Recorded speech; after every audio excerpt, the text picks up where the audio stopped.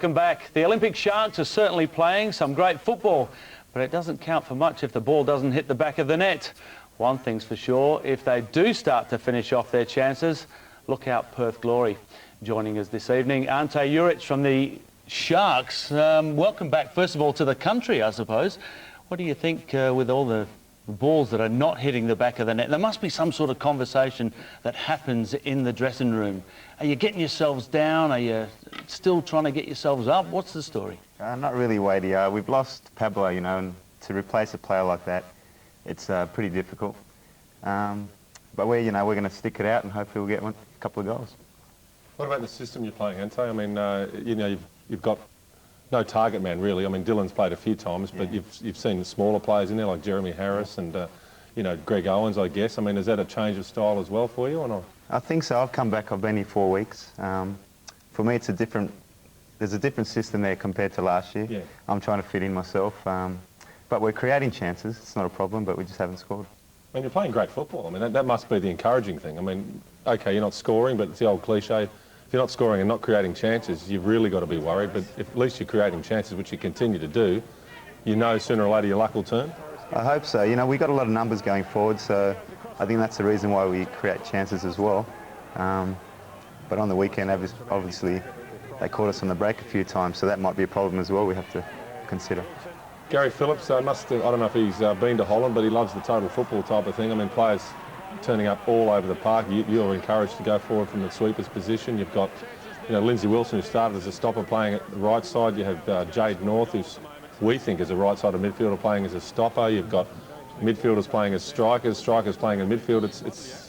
He's giving the players, if nothing else, a chance to express yourself, isn't he? Yeah, it's been like that for a while at Olympic, I think, last 3 or 4 years, so it's sort of inbred in the club, I think. But like I said, we've got to try and get a balance and, keep it tight at the back and hopefully, like I said, get those goals. Well, this is about halfway through the first half, Ante, and I don't know, you're a long way from there. You're looking up from about the halfway line, but did you start thinking, it's going to be one of those days again about now?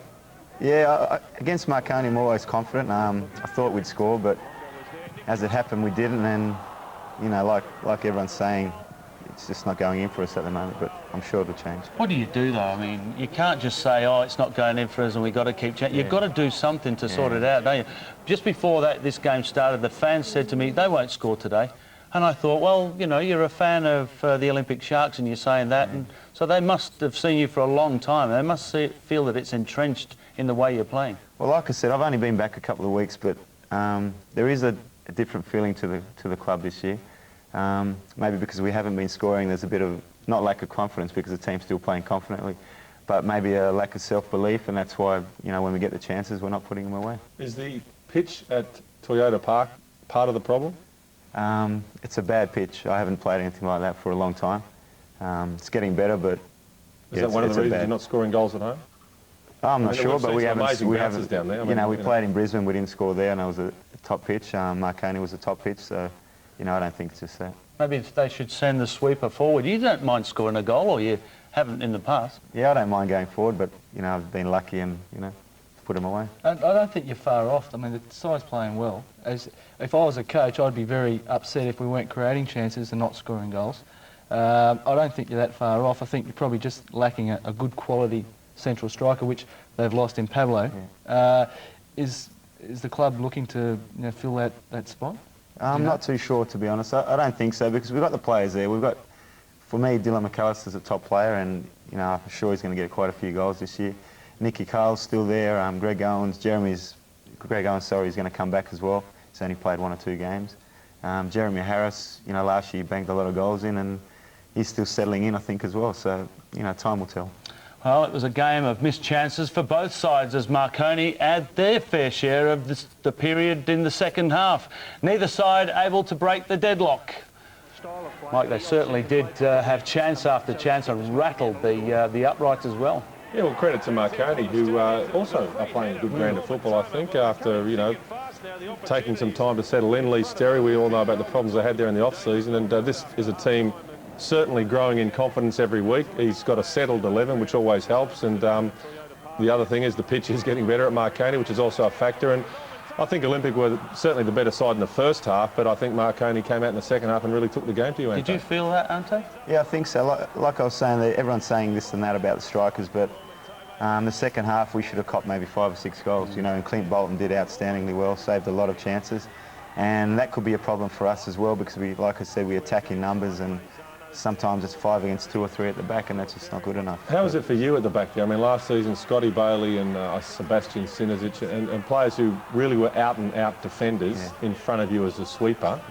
This season, you've got players who are probably more used to attacking than defending. I mean, are you going to have to do a lot of talking to tighten things up at the back? How is it for you as a sweeper? Well, like I said, I've come back and it's a different feeling for me.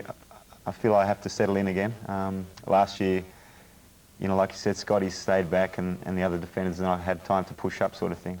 Now, because everyone else goes forward, I haven't had that opportunity as much in the last 4 games. But, you know, if I have to do that, I have to do that. But, yeah, there's a lot more responsibility because of the youngsters and that. So, I read during the week, Ante, about Nicky Carl, and he's obviously key for you guys. He's been in great form this season. About possible people from overseas, clubs overseas, having a look at him. I mean, is there talk around the club that he may go away? Because if you make the finals, he's going to be key. Well, supposedly could be going pretty soon when the winter break finishes to Croatia Zagreb. If he goes, you know, we're going to obviously lose a top player and, you know, he's a striker as well who we need. But the team's full of youngsters, mate, and, you know, obviously they all want to go overseas, so that could be a problem for Olympic as well. Not only the youngsters, Ante? Yourself? Not only the youngsters, you know, I had a go, but I think I'll stick... Do you think you'll be here for a while now? Or? I think so, yeah. I mean, you've had 2 goes at it? Yeah, once I think when I was Portugal quite young, and what's your feeling? That's definitely the place to be if you want to play football, unfortunately. But, you know, I'm happy to be back and play out here. Well, tell us about down Sutherland Way. It's a big move for the club to go down there, away from your traditional fan base. A lot of talk here with, you know, too many Sydney clubs and all those things that have, a lot of changes will come to the league. Yeah. It's a pivotal move for the club, and early doors you had some good crowds come along. I think they've dwindled over the last couple of weeks. What's your feeling about playing down there? For me, it seems like a change which Olympic had to do. But if it's working or not, you know, time will tell again. But they definitely had to move from where they were. And like you said, there's 5 Sydney teams. I think there should only be 2 or 3, in my opinion, as well. But I think it's a good move, and you know, hopefully it'll work out. But if not, then back to the drawing board. I think. Yeah, I think they're going to have to try and attract a new army of supporters because in the past, Sydney Olympic and Olympic Sharks, as they're now known, used to have the band, and at Marconi Stadium in the past, they'd have the crowd there singing All Olympic, All Olympic, and it just wasn't there on the weekend.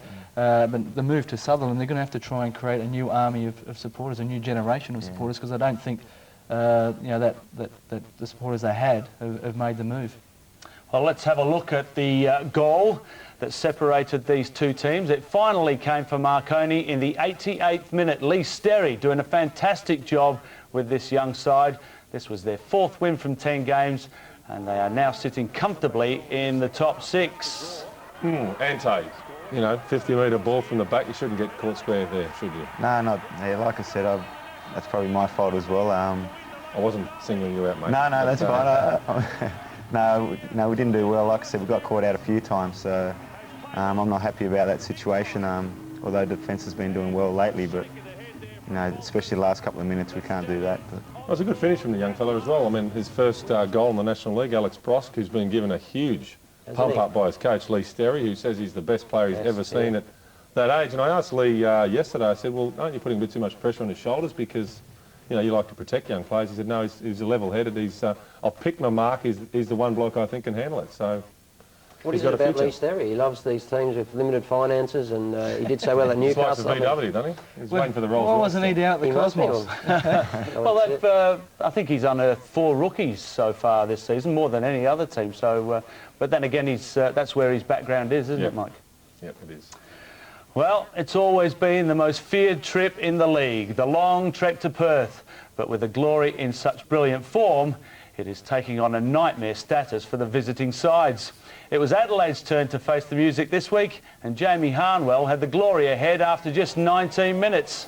Well, if there's one thing, Mike Cockrell, they are great in the air, the Glory, aren't they? Well, Jamie Harnwell, if you remember, Wade, he missed an absolute gimme the week before in Newcastle from a similar range, and I'd seen some reports that he was very unhappy with himself during the week, and he's obviously made amends in fine style there, and Perth at home, a formidable opponent, and poor old Ante here's got to go there this weekend, you know. Looking forward to that one. I think they're actually coming to Toyota Park. Oh, sorry, yeah, but it's still going to be a tough game. Yeah. Indeed it is. Damien Morey loves nothing more than scoring goals against his old side, and he did that just after the half-hour mark to make it 2-0. When things are going well, Wade, and you're top of the league, you cannot miss. And you know when defenders and then strikers are weighing in with goals from all over the park. We've seen midfielders get on the score sheet, and we'll see that soon again. And Frogger's not going to miss from there too often. We've seen Damien score some great goals in his career. But whenever someone makes a mistake like that goalkeeper does there, he always seems to be there to put the ball in the back of the net. And that's a sign of a quality striker. So maybe you could learn from that, Ante. You think so, mate? Well, I don't know. I'm just trying to find some reasons why. If we had the money, I'm sure we'd buy Damien Morey as well. I think every team would like him. Yeah, indeed you would. Well, the Glory Army has been in fine voice this season. And is it any wonder that their side is just in awesome form with Brad Maloney made it 3-0 right after the half-time break.